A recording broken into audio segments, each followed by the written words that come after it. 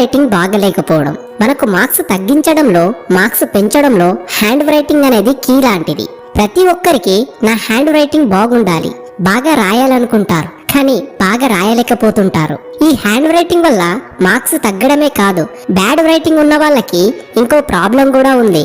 అదేంటంటే మనం రాసినవి ఎగ్జామ్ టైంలో అర్థం కాకపోవడం వల్ల చదువుకోవడానికి కూడా ఇబ్బందిగా ఉంటుంది. హ్యాండ్ రైటింగ్ అనేది మన మార్క్స్ పెంచడంలో, మనం రాసినవి ఈజీగా చదువుకోవడానికి చాలా హెల్ప్ అవుతుంది.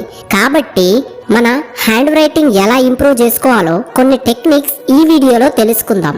వీడియో హెల్ప్ అయితే మాకు సపోర్ట్ గా లైక్ చేయండి. అలాగే మీరేమైనా తెలుసుకోవాలనుకుంటే మా కామెంట్ సెక్షన్ లో కామెంట్ చేయండి. Number 1, choose the right pen.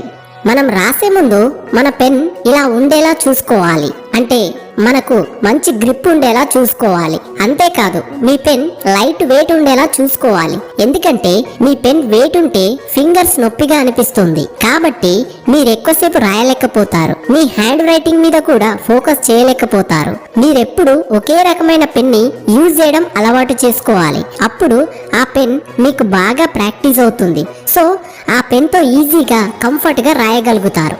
Number 2, pick the right paper. మీరు పర్ఫెక్ట్ గా వైట్ పేపర్స్ ఉన్న నోట్ బుక్ ని సెలెక్ట్ చేసుకోండి.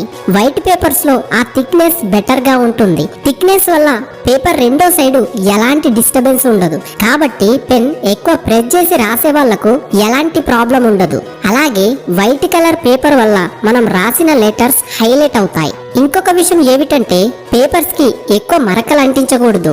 సో మీ హ్యాండ్స్ క్లీన్ గా ఉంచడానికి ఒక కర్చీఫ్ ని యూజ్ చేసుకోండి. సో ఫ్రెండ్స్, మీ ఫ్రెండ్స్ లో ఎవరి హ్యాండ్ రైటింగ్ చూస్తే బాగుంటుంది అని అనుకుంటారో వాళ్ళ పేరు మా కామెంట్ సెక్షన్ లో కామెంట్ చేయండి. ఆ పర్సన్ బాగా రాయడానికి రీజన్ ఏంటో అడిగి మీరు తెలుసుకోండి. Number 3, slow down. మీ రైటింగ్ బాగుండాలనుకుంటే మీరు స్పీడ్ గా రాయడాన్ని తగ్గించాలి. మీకు ఒక డౌట్ రావచ్చు, ఎగ్జామ్ లో తక్కువ టైం ఉంటుంది కదా, మరి స్లోగా రాస్తే ఎక్కువ ఆన్సర్స్ రాయడానికి టైం సరిపోదు కదా అని. ఎస్, అది మాత్రం నిజమే. కానీ మీరు స్పీడ్గా రాస్తూ మీ హ్యాండ్ రైటింగ్ బాగుండాలనుకుంటే మాత్రం మీరు చాలా ప్రాక్టీస్ చేయాల్సి ఉంటుంది. మీరెంత ఎక్కువగా రాయడాన్ని ప్రాక్టీస్ చేస్తే అంత స్పీడ్గా సూపర్గా రాయగలుగుతారు. సో రాయడాన్ని ఎక్కువ ప్రాక్టీస్ చేయండి. Number 4, examine your writing. మీరు రాసినవి ఒకసారి చెక్ చేసుకోండి. మీకు ఏ లెటర్ రాయడానికి ఇబ్బందిగా అనిపిస్తుందో ఆ లెటర్ ని మీరు బాగా ప్రాక్టీస్ చేయండి. మళ్ళీ మీరు రాసే వర్డ్స్ లో ఫస్ట్ లెటర్ ని బాగా రాయాలి, మిగతా లెటర్స్ అన్ని సమానంగా ఉండేలా రాయాలి. ఇలా రాస్తే ఆ కంప్లీట్ వర్డ్స్ అట్రాక్టివ్ గా కనిపిస్తుంది.